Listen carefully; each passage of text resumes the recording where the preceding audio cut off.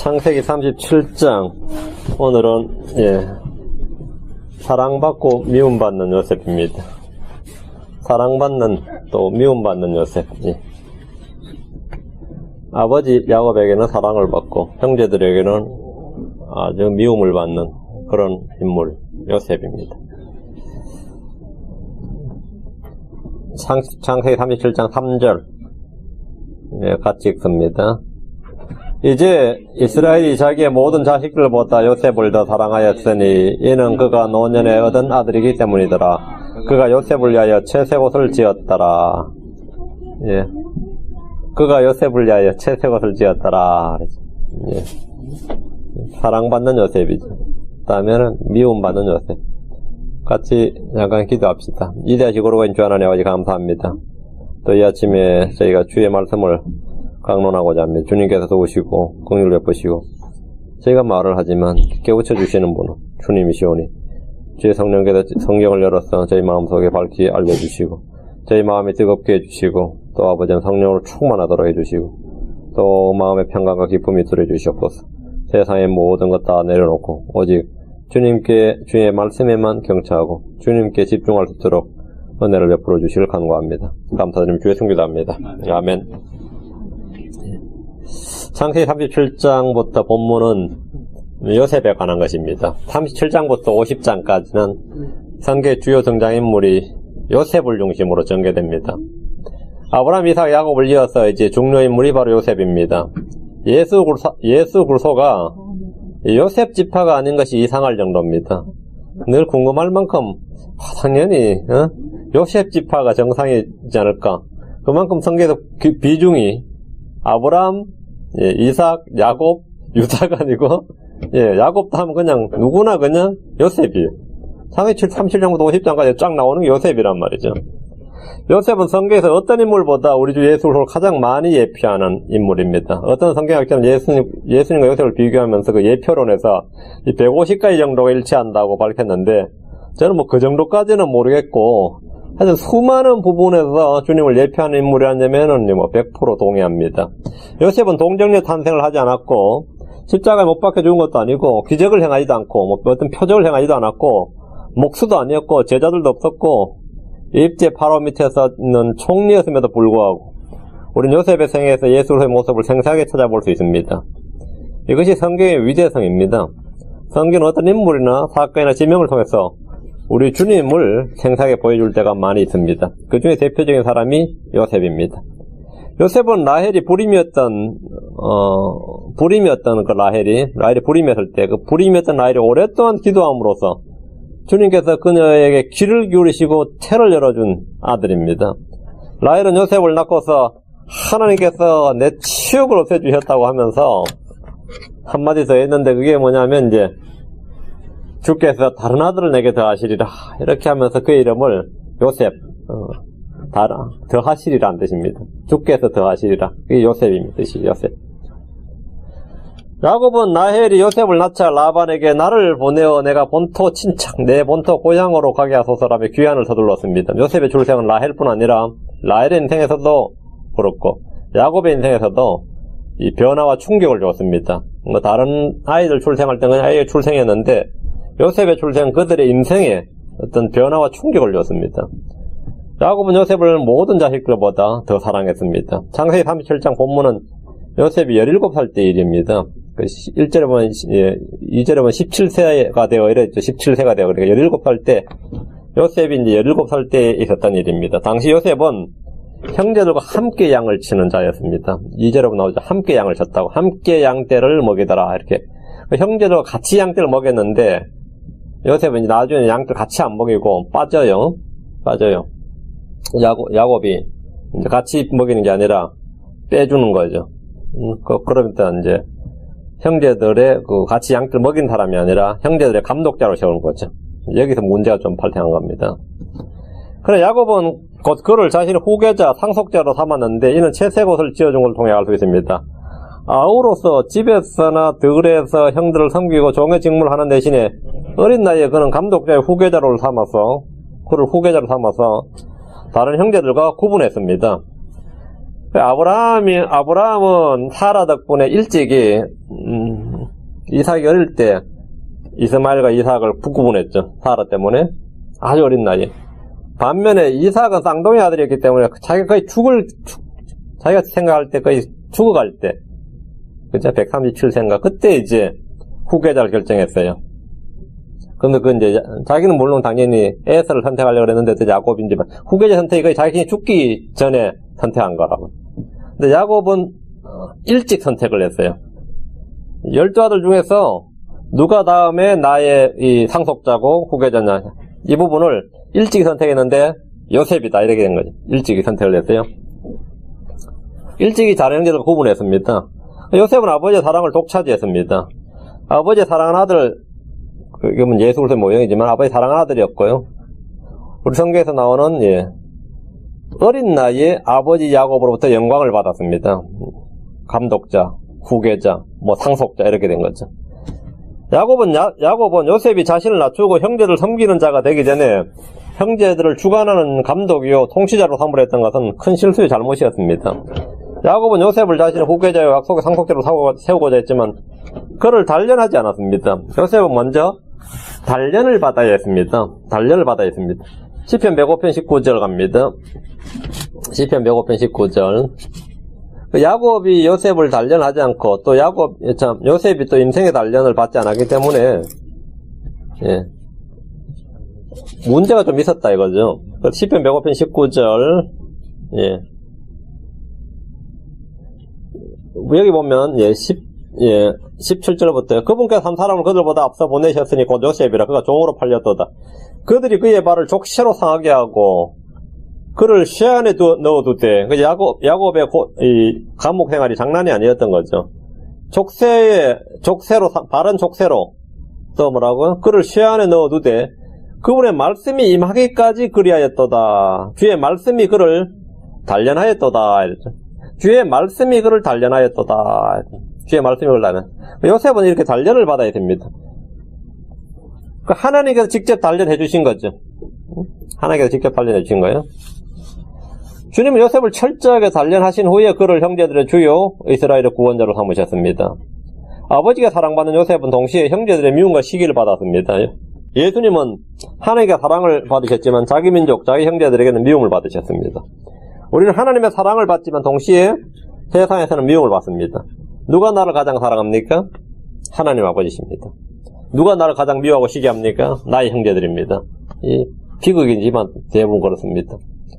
17세의 요셉이 아버지의 사랑을 받았지만 그의 형제들은 요셉을 팔아버리고 짐승들에게 찢겨 죽은 것처럼 아버지를 속였습니다.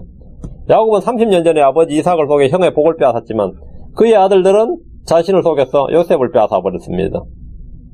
그로부터 약 22년 동안 야곱은 요셉이 죽은 줄로 알고 슬픈 가운데 지냈습니다. 자, 이제부터 요셉의 생애를 한번 보기로 하겠습니다. 1절. 야곱이 가나안 땅 곧 자기 아버지가 나그네로 지내던 땅에 거하였더라.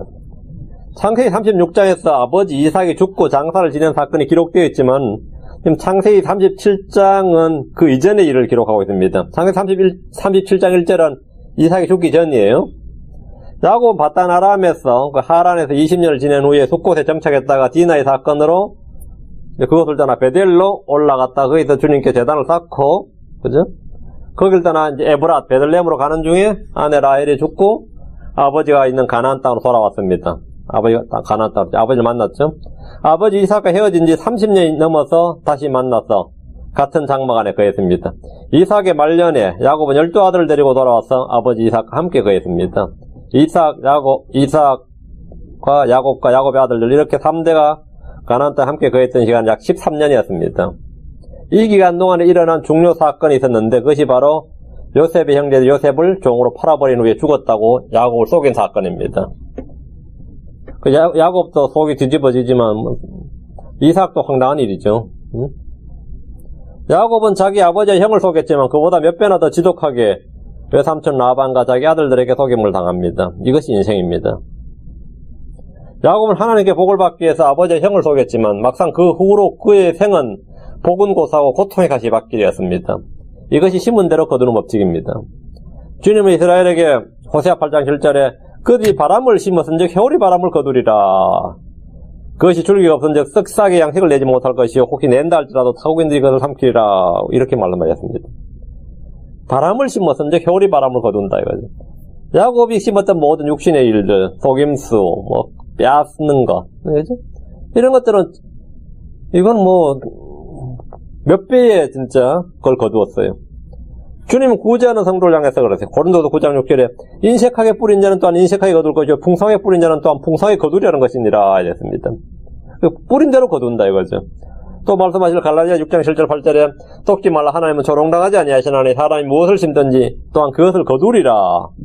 자기 육신에게 심는 자는 육신으로부터 썩는 것을 거두되 성령에게 심는 자는 성령으로부터 영존한 생명을 거두리라. 거둡니다. 야곱의 인생은 이것을 가장 잘 보여주는 본보기가 된 그런 인물입니다. 2절입니다. 야곱의 세대들은 이러하니라.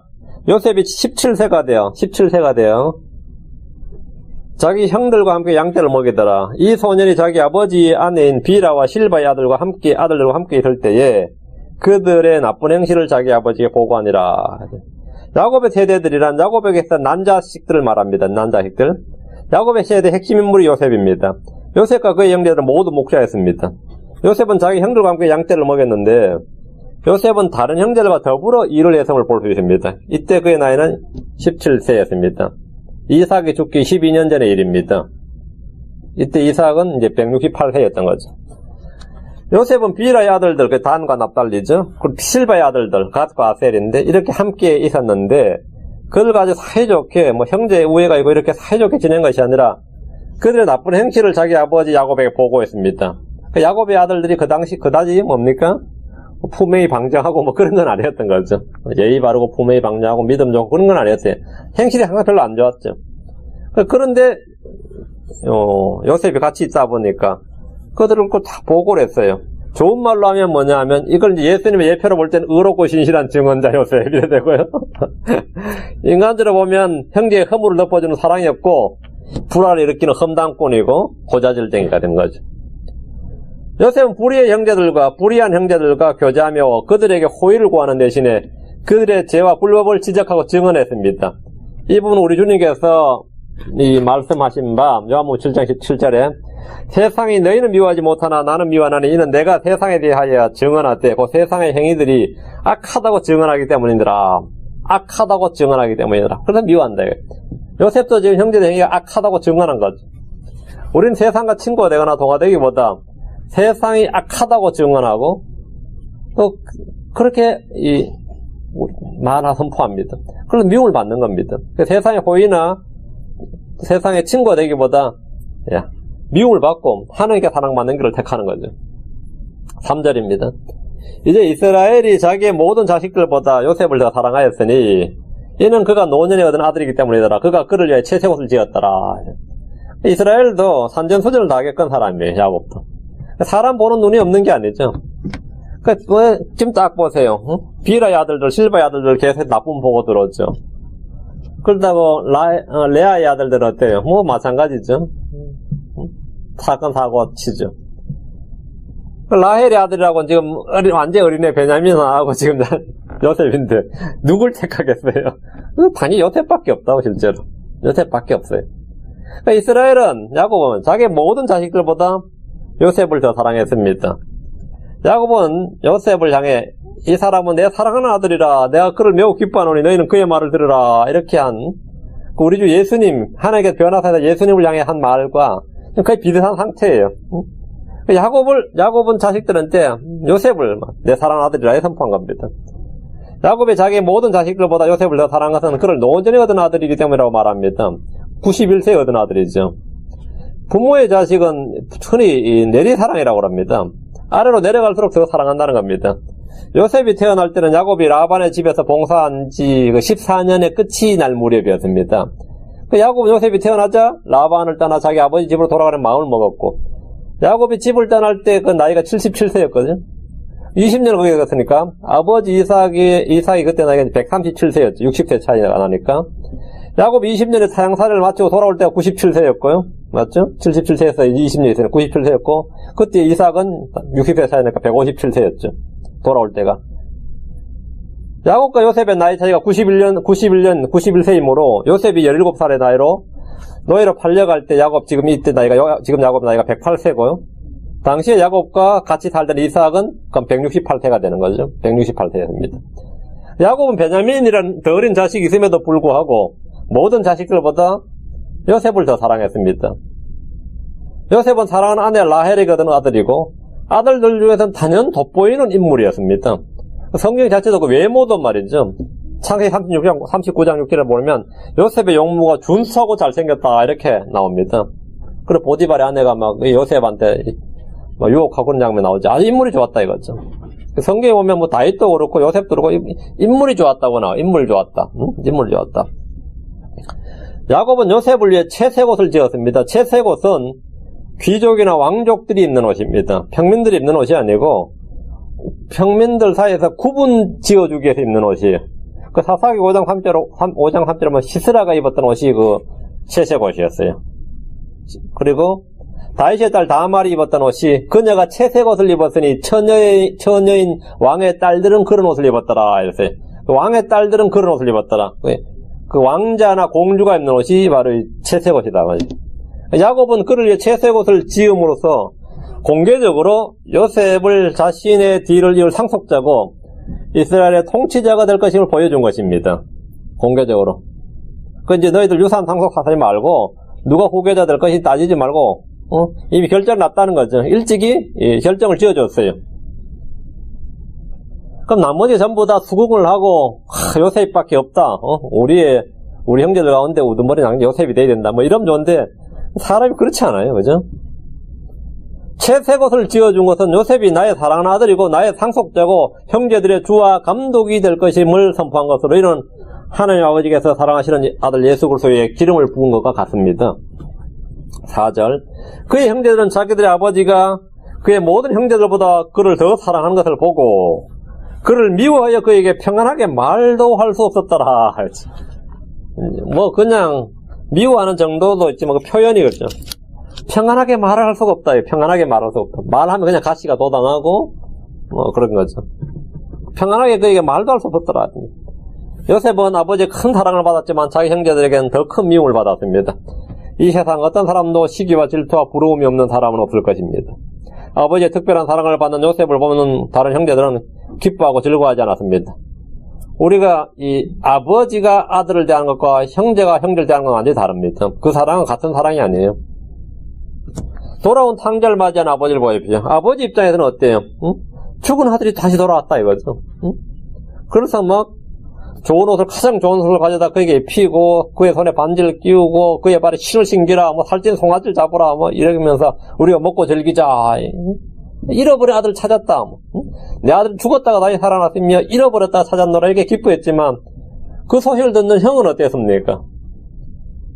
아버지가 기뻐하니까 나도 기뻐해야지 그러진 않는다 이거죠. 탕자는 회개하고 돌아왔던 이유 한 가지만으로 아버지의 특별한 대접을 받았습니다. 이것이 아버지의 마음이고 사랑입니다. 근데 그런 탕자, 그런 형제를 보는 같은 형제의 마음은 어땠느냐? 분노였습니다. 나 집에도 안 들어가겠다 그랬어요. 집에도 안 들어가겠다. 분노였습니다. 요셉의 형제들은 자기 아버지 야곱과 같은 마음이 아니었습니다. 형제들은 아버지가 가장 사랑하는 아들을 사랑하지 못합니다. 아버지가 가장 사랑하는 아들을 사랑하지 못한다. 야곱의 아들들은 요셉을 미워하여 그에게 평안하게 말도 할 수 없었습니다. 형제 사랑이 아니라 형제 간의 다툼과 미움은 성경의 일관적인 흐름입니다. 가인은 아벨을 동생 아벨을 미워해서 그를 죽였습니다. 이스마엘은 동생 이삭을 미워했고 괴롭혔습니다. 에서는 동생 야곱을 향해서 살인을 품고 죽이려 했습니다. 요셉의 형들은 요셉을 미워하고 그를 죽이고자 했습니다. 예수님께서 자기 형제들에게 미움을 받고 죽임을 당하는 예표들입니다. 예수님은 아버지에게 큰 사랑을 받았지만 형제들에게는 미움을 받았습니다. 큰 미움을 받았습니다. 주님은 말씀하시기를 요한복음 15장 3절에 나를 미워하는 자는 내 아버지도 미워하느니라 이렇게 하셨답니다. 요셉의 형제들이 요셉을 미워하는 것이 곧 아버지 야곱을 미워하는 겁니다. 그렇죠? 아버지가 사랑하는 아들 요셉을 그들 역시 사랑해야 됩니다. 그러나 현실에서 그런 것을 기대한다는 것은 거의 불가능에 가깝습니다. 내가 아버지를 사랑하면 아버지의 뜻을 존중하고 아버지의 선택을 존중하고 아버지께서 내가 지금 당연히 아버지가 그렇게 하셨다. 이게 되지만 지금 야곱의 아들들은 요셉도 밉지만 사실 야곱이 더 미워요. 요셉을 사랑하는 야곱은 더 이게 말은 못하지만 더 밉다고 사실은. 그 나를 미워하는 자는 내 아버지도 미워하느니라. 율법에도 이르기를 레위기 19장 17절에 너는 내 형제를 마음속으로 미워하지 말며 어떤 식으로든 내 이웃을 책망하여 죄가 그에게 임하지 못하게 하라. 미움은 다툼을 일으킵니다. 미움이 자라나면 살인이라는 열매를 맺습니다. 형제 간의 미움과 시기와 다툼과 쓴뿌리 등이 형제 사랑으로 변하는 데는 뭘 해도 변하지 않아요. 딱 한 가지입니다. 형제를 미워하는 것이 형제 간의 미움과 시기, 다툼, 이것이 형제 사랑으로 변하는데 그 사이에 예수 그리스도의 십자가가 필요합니다. 예수 그리스도의 십자가가 필요합니다.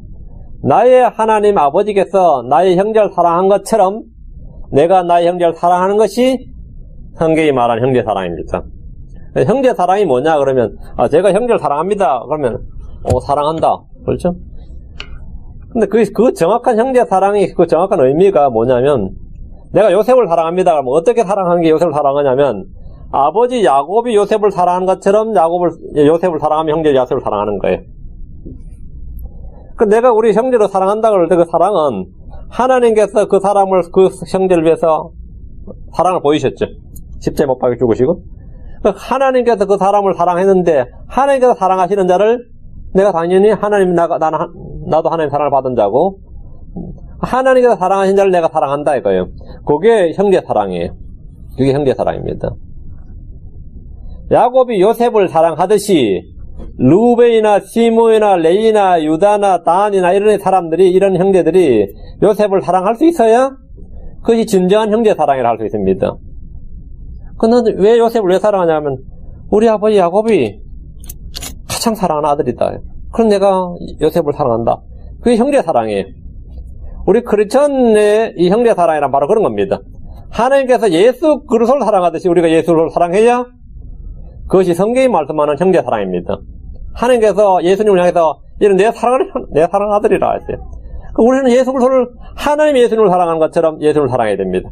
하나님께서 우리 진형제님이나 항형제님이나 우리 반생제 이를 사랑한다 이거죠. 그러면 내가 그렇게 그 형제를 사랑하라는 것이 성경이 말하는 형제 사랑이에요. 그게 형제 사랑입니다. 여러분 그게 됩니까? 요한 1서 2장 9절 11절에 자기가 빛 가운데 있다고 말하면서 자기 형제를 미워하는 자는 지금까지도 어두운 가운데 있느니라 했습니다. 또 요한 1서 2장 11절에 자기 형제를 미워하는 자는 어두운 가운데 있고 어두운 가운데 걸으며 자기가 어디로 가는지 알지 못하나니 이는 그 어두움이 그의 눈을 멀게 하였기 때문이라 하십니다. 자기 형제를 미워하는 자는 어두운 가운데 있고 어두운 가운데서 걷습니다. 자기 형제를 미워하는 자는 살인자입니다.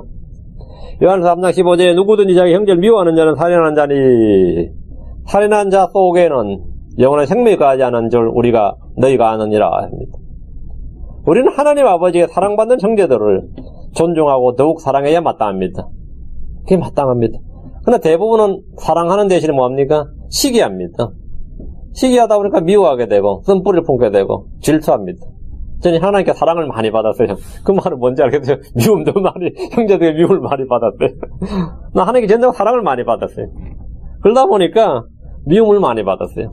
사랑을 받으니까 미움을 받는 거예요. 그러니까 여러분이 누구한테 미움 받으면 그건 너무 억울해하지 마세요. 내가 하나님께 사랑받는구나 이런 생각하면 돼요. 그럼 더 간단해요. 그러면 날 미워하는 사람 다투고 할 거 없습니다. 사랑을 많이 받았다요.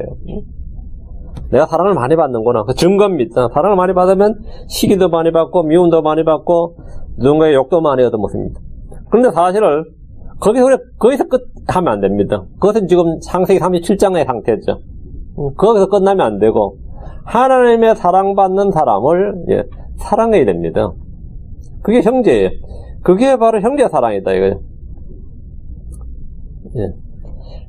우리는 그리스도의 십자가를 통해서 하나님의 사랑을 알고 믿는 이들이죠. 우리는 하나님의 사랑을 알고 믿는 이들인데 그런 사람들은 뭐냐면 자기 형제를 사랑하라. 자기 형제를 사랑해야 한다. 이런 명령을 받았습니다. 성경은 서로 사랑하라. 피차 뜨겁게 형제로 사랑하라. 피차 뜨겁게 너희는 형제를 사랑하라. 이런 것이 우리 주 예수 그리스도의 명령입니다. 요한일서 4장 21절에 하나님을 사랑하는 자는 또한 자기 형제를 사랑하라는 이 명령을 우리가 그분께 받았느니라. 하나님을 사랑하는 자는 하나님에서 난 자도 사랑하느니라 했습니다. 크리스천들에 주어진 명령이 바로 이 형제사랑입니다. 형제사랑입니다. 5절입니다. 요셉이 꿈을 꾸고 그 꿈을 자기 형제들에게 고하매 그들이 그를 미워하더라 했습니다. 요셉은 자신이 꾼 꿈을 자기 형제들에게 말했는데 이 꿈으로 말미암아 형제들은 더욱 그를 미워하게 되었습니다. 요셉은 자기 형제들과 함께 있으면서 그들의 비리와 불법과 허물을 아버지에게 고함으로 미움을 받았고 아버지 야곱의 더 많은 사랑을 받음으로써 또 채색옷을 받았죠. 그래서 형제들의 주로 세움을 받았기 때문에 미움을 받았고 자신이 꾼 꿈을 이야기함으로써 더욱 미움을 받았습니다. 요셉은 뭘 해도 형제들의 지지와 인기를 얻기에는 무리가 있어 보입니다. 5절 지금 그들이 그를 더욱 미워했더라 했습니다. 형제들은 요셉이 악을 행하였기 때문이 아니라 주께 받은 계시, 주님께 받은 어떤 계시를 말했기 때문에 더욱 미워한 것입니다. 요셉은 주님께 사랑을 받고 주께 받은 말씀과 진리를 증언할수록 더욱 미움을 받게 된다는 사실을 우리는 기억해야 됩니다. 자, 6절 7절입니다. 그가 그들에게 이르되 청하건대 내가 꾼 이 꿈을 들으소서 보소서. 이건 설교자에 들으라 보라. 형제들이여 들으라. 내가 꾼 꿈을 들으라. 우리가 들에서 곡식단을 묻고 있는데 보소서. 내 단은 똑바로 서고 보소서. 비홀 형들의 단은 둘러서서 내 단에게 경의를 표하였나이다 하며 아버지도 벌써 채색옷을 입혔고 하나님도 인정했다 이거예요 지금. 아버지도 이미 채색옷을 입혀서 사랑을 보이고 나를 이미 상속자로 삼았고 내가 꿈을 꿨는데 이 꿈을 꿨는데 너희도 왜 이런 꿈 꾼 사람 있냐 이거죠. 응? 그래서 경의를 표하였나이다 이렇게 말했어요. 이걸 이야기를 하니까 그들이 그를 더욱 미워하죠. 미워하죠. 요셉은 자신이 꾼 꿈을 비밀로 하거나 자기 아버지에게만 야곱에게만 이야기하지 않고 자기 형제를 불러다가 보소서 들으소서 해야 되니까 내가 꾼 이 꿈을 보소서 들으소서 하니까 외쳤단 말이지. 요셉이 철이 없고 눈치가 없어서 중요한 내용을 마구 떠벌린 것처럼 보입니다. 한편으로는 그렇고 또 마치 자랑하는 것 같기도 하고 형제들의 약을 올리는 것처럼 볼 수가 있습니다. 17살의 요셉이 그렇게 철이 있겠어요, 그죠? 17살의 요셉은 계시와 영감이 가득한 놀라운 꿈을 꾸었기에 도저히 혼자만 알고 꼭 참으면서 가만히 있을 수가 없었을 겁니다. 엘리후가 욥기 30장 18절에 내게는 말할 내용이 가득하며 내 안에 있는 영이 나를 강권하는도다 이렇게 말한 것처럼 요셉 역시 그랬습니다. 이건 입이 건지러워서 참을 수가 없는 거예요. 속에 지금 꿈이 있는데 대언자 아모스도 아모스 3장 8절에 사자가 부르짖은즉 누가 두려워하지 아니하겠느냐 주 하나님이 말하였은즉 누가 대언하지 아니하겠느냐. 요셉 내가 꿈을 꿨는데 이걸 왜 가만히 있겠느냐 이거죠. 요셉 역시 자신이 꿈에 받은 내용을 말하지 아니할 수가 없었습니다. 요셉의 꿈은 형제들이 들에서 곡식단을 묻고 있는데 요셉의 단은 일어나서 똑바로 서고 형들의 단은 둘러서서 요셉의 단에게 경의를 표하는 아주 놀라운 꿈이었습니다. 한마디로 형들이 자기에게 절을 하면서 주로 섬기는 꿈이었습니다. 이 꿈은 베델에서 야곱이 꾼 꿈처럼 계시적인 그런 꿈이었습니다. 하지만 육신적이며 영적인 진리에 무지한 르우벤이나 시므이나 유다나 레이와 같은 나이 많은 형들이 어린 요셉의 이런 꿈의 이야기를 들을 때 주께서 드디어 인치셨구나, 너를 점지하셨구나, 너를 세우셨구나, 이럴 일은 없는 거죠. 분노로 한 겁니다. 더욱 미워하게 된 거죠. 대언이란 것은 비록 사실이고 진리일지라도 세상에서 환영받는 일이 극히 드뭅니다. 8절 말씀. 그의 형들이 그에게 이르되 내가 참으로 우리를 통치하겠느냐, 참으로 우리를 지배하겠느냐 하고 그의 꿈과 그의 말로 인하여 그를 더욱 미워하더라. 꿈 내용은 어떻죠? 이 꿈의 해석자를 찾자 이런 건 아니에요. 너무나 단순한 꿈이고 너무나 클리어하고 쉬운 꿈이었습니다. 요셉의 꿈은 누가 들어도 그 의미를 알아듣는데 어렵지 않았습니다. 요셉도 이게 뭔 뜻인지 알았고 그 꿈을 듣는 형들도 그냥 한마디로 그냥 정확하게 알아들었습니다. 그게 뭐죠? 내가 참으로 우리를 통치하겠느냐, 참으로 우리를 지배하겠느냐. 요셉이 형제들이 뭐가 된 거죠? 주와 통치자가 된 거예요. 야곱이 이미 요셉의 채색옷을 입혔는데 이것이 확정된 겁니다. 인정된 거예요. 이 꿈은 느부갓네살의 꿈이나 파라오의 꿈과 달리 해석을 위해서 성령의 지혜나 도움이 필요한 것도 아니었습니다. 며칠 기도하고 금식해야 될 것도 아니었어요. 매우 단순하고 명확한 내용입니다. 그의 형들이 들을 때 자기들이 요셉에게 절을 했다는 것은 요셉이 형제들을 통치한다는 것입니다. 그리고 이 복의 상속자는 요셉이다 이거죠. 내가 참으로 우리를 통치하겠느냐, 참으로 우리를 지배하겠느냐는 말은 그들 스스로 그 의미를 정확히 해석했습니다. 문제는 그의 꿈에, 그가 꾼 꿈의 말로 인해서 더욱더 그를 미워한 겁니다. 형들은 요셉이 자신들의 주가 된다는 사실을 그 사실은 도저히 견딜 수가 없었던 겁니다. 유대인들 역시 그랬습니다. 누가복음 19장 14절에 보면 우리는 이 사람이 우리를 통치하는 것을 원치 아니하나이다 하였더라. 예수님이 우리를 통치하는 이걸 원치 않는다 이거죠. 오늘날 많은 이 민족들이 유대인들을 증오하는 이유 중에 하나가 뭐죠? 하나님이 유대인을 택했다는 사실에 대해서 인정하고 싶지 않는 거예요.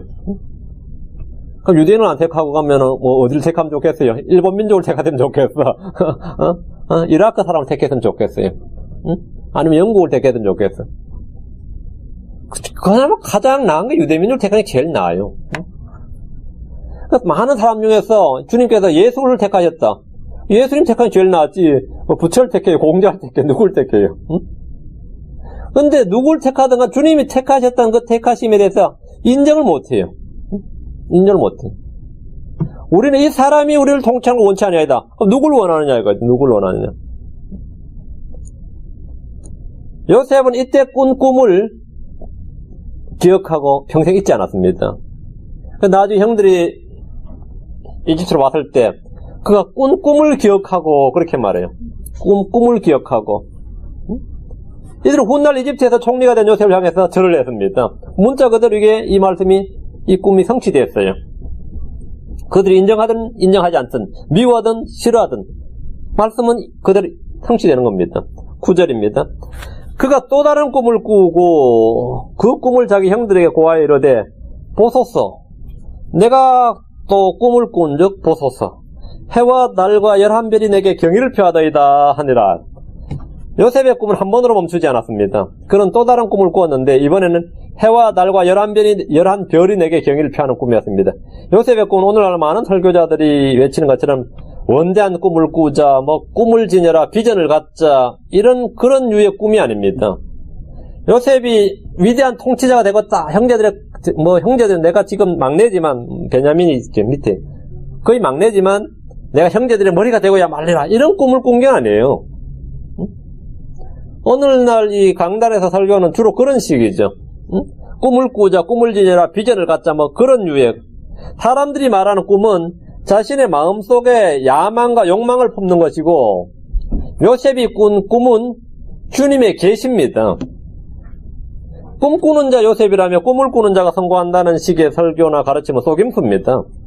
오늘 크리스천들 중에서 꿈을 꾸었다고 외치는 애들이 많이 있습니다. 그래서 꿈은 이루어진다, 이런 식입니다. 꿈은 이루어진다. 이전 시대의 주님은 다양한 방법으로 말씀하셨습니다. 민수기 12장 6절에 그분께서 이르시되 이제 내 말들을 들으라. 너희가 가운데서 대언자가 있으면 나 주고 환상으로 나를 그에게 알리기도 하고 꿈으로 그와 말하기도 하려니와. 꿈으로 말하기도 하고 환상으로 보이기도 하고 다양한 방식으로 말씀하셨습니다. 또 꿈으로 말씀하겠다, 우림으로도 하고 대언자로도 하시고 다양하게. 하나님이 주신 꿈과 자신이 꾸는 꿈은 같은 것을 여긴 이들보다 바보가 없을 겁니다. 그런 사람들 바보들도 없을 겁니다. 꿈은 왜 생기느냐 이거죠. 전도서 5장입니다. 이거는 프로이드도 몰랐던 내용이에요. 꿈의 분석 그런 책을 쓴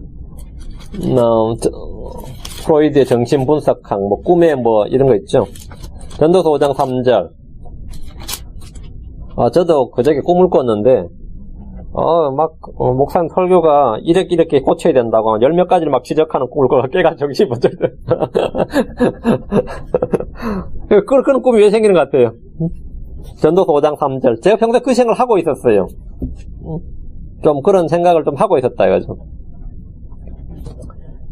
예. 꿈은 일이 많아 생기고 우리 썩은 자의 목소리는 말이 많아 알려지느니라. 꿈은 뭐라고요? 일이 많아 생긴다 했습니다. 일이 많아. 여러분이 자면서 꾸는 꿈이 어떻게 생기는 것인지 주님께서 말씀해 주셨습니다. 꿈은 일이 많아 생기는 겁니다. 꿈이 많으면 어떻게 됩니까? 5장 7절. 꿈이 많고 말이 많으면 헛된 것도 많게 되나니 오직 너는 하나님을 두려워할지니라. 꿈이 많으면 뭐가 된다고요? 헛된 것도 많게 된다. 꿈이 많으면. 꿈꾸는 자, 꿈꾸면 꿈을 꾸자, 꿈을 꾸는 대로 된다. 이거는 뭐 실제로 말도 안 되는 소리죠. 꿈꾸는 자들, 꿈꾸는 자 요셉, 뭐 여러분들이 그런 류의 이야기들 하면 우리가 꿈꾸는 자가 됩시다. 이렇게 되면 어떻게 될까 생각해 봅시다. 꿈꾸는 자가 되자. 우리 성경에서 꿈꾸는 자들 하면 좋은 뜻이 아닙니다. 굉장히 나쁜 뜻이에요. 유다서 1장 8절입니다.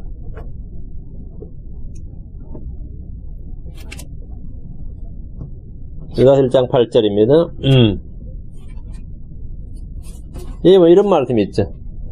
또 그와 마찬가지로 이 꿈꾸는 더러운 자들도 육체를 더럽히고 통치권을 멸시하며 위험 있는 자들을 비방하는도다. 이 꿈꾸는 더러운 자들 했죠. 그러면 영어로 보면 dreamers 했죠. 꿈꾸는 자들 나오죠. 꿈꾸는 자들. 이 꿈꾸는 자들, 이 꿈꾸는 더러운 자들, 꿈꾸는 더러운 자들입니다. 주님께 꿈을 받는 것하고 자신이 꿈을 꾸는 것은 전혀 다른 이야기다 이거죠. 전혀 다른 이야기입니다. 자, 다시 창세기로 본문 옵니다.